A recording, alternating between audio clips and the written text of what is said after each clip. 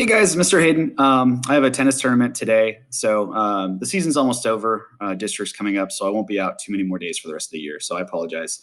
So April 8th, you're going to be taking STAAR English 2, if you choose to, not delay till next year. Today, I just want to go over some slides that help you focus on maximizing your essay points because it is a quarter of your essay score. So I've got some pointers for you, and I'll break down the scoring of STAAR too. So make sure you record any questions you have for me in the Peardeck, okay?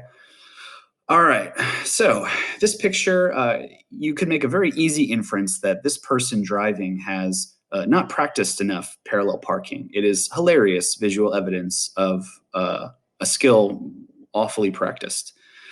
And when I got my school bus license, it was very sad for me at the DMV watching teenagers in SUVs bungle parallel parking. Maybe it's silly that that's a part of the test.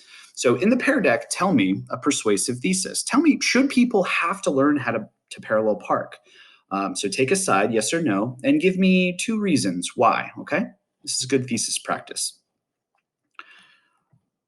Okay, so what I want you to do on this slide, circle the prompt, and then circle the key phrases. So you should probably circle the third thing. You never want to write about the quote. Sometimes that happens and you get off track. You never want to write about the second thing, which is just kind of getting a little bit closer to the prompt. The prompt is always triggered by the signal phrase, write an essay stating your opinion on whether, and then that's the prompt, okay? I literally had a genius kid be so furious that I gave him a 60 on an essay, and I was like, dude, reread your thesis. Okay, go back, read the prompt, okay? And when I could see the reality dawn on him, it's like, oh my gosh. I was like, yeah, dude, you wrote one of the best essays I have ever read on the wrong prompt. That was not what was being asked. And so anyway, it can happen to the best of us, okay? So write your thesis about whether it's better to dream big or be realistic. Give me a position and 2 reasons. All right. You don't have to write this cobweb. I'll let you not write about STAAR, but do you think that the state of Texas should require you to take STAAR? Why or why not? Make it a complex sentence so you could use although, da, da, da, da, da, da, which is nice because if you start with although, it's almost like you're tipping your hat to the other side at the beginning. Although STAAR test does have the ability to da, da, da, da, comma, then you get your actual claim in. Or you could go with the classic internal because. Texas should not make us take STAAR because da da da da da. Complex sentence structures are perfect for thesis statements, okay?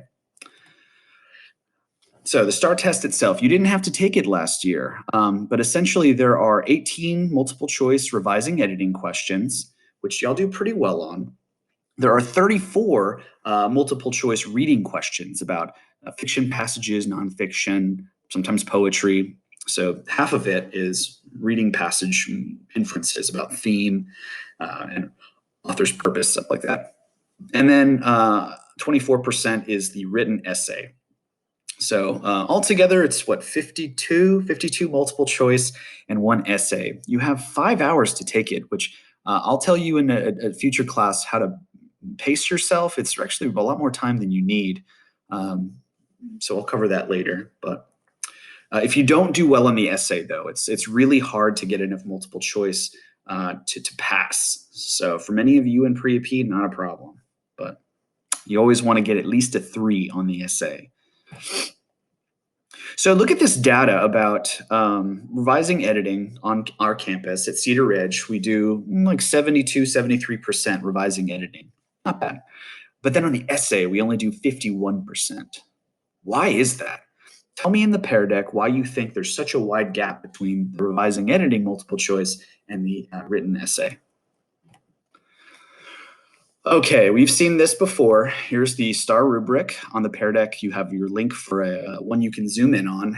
And on the Jamboard, I just want you to put some Post-its about what you know about do's and don'ts of STAAR essays, okay?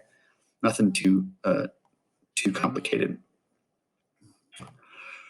We have, again, the outline. I want you really to look back at all the feedback that I've given you on various written assignments and consider what your weaknesses are. What are your opportunities?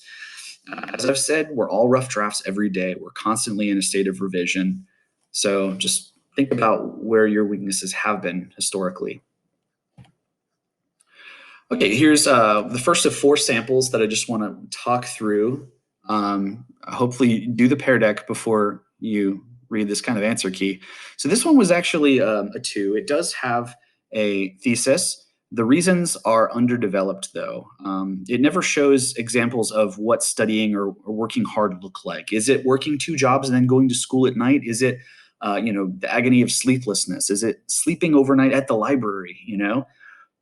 So word choice kind of basic. There's some lapses in sentence variety. There's just like you just look at it from afar and you say this is underdeveloped ideas. This one, you probably notice off the bat that it's 1 paragraph, so that probably caps it as a 2. Organization is not there. Once you read it, you'll notice that there's just a bunch of ideas strung together. They're not bad ideas, just you never stop to actually unpack and let each one breathe on its own. And then at the end, the most damning thing is it's probably a 1. I would say this is a 1 because at the end it says, so my opinion on whether which is better doesn't really matter because it's what you want in your life that makes being in a big city better. So never finish your essay, your persuasive essay, by saying it just depends. It doesn't matter. That's not good. This one, again, it's kind of relegated to a 2. It leans on using the quote from the prompt, which is never a good idea unless you have something really interesting to say about the quote. It gives a list of like stores, restaurants, schools, and jobs as example, but it never like goes deeper. The commentary is really missing. Even the example itself needs to be more than just a list of things. Go for Finding Nemo if you can. And then finally, this is friggin' beautiful. I hope you appreciate this essay. Yeah, today some students were clapping because this was so good. The hook by itself, using the metaphor. Would you rather have thousands of bouquets of weeds or 1 single beautiful blooming red rose? Just like a city can give you more quantity of something like a bouquet, a small town presents more of the beauty of this world. Ooh, I wish they'd said bounty, but beauty's good too.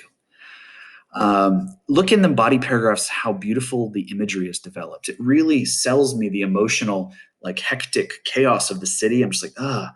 And then it juxtaposes it with the beautiful calmness and serenity of small town life.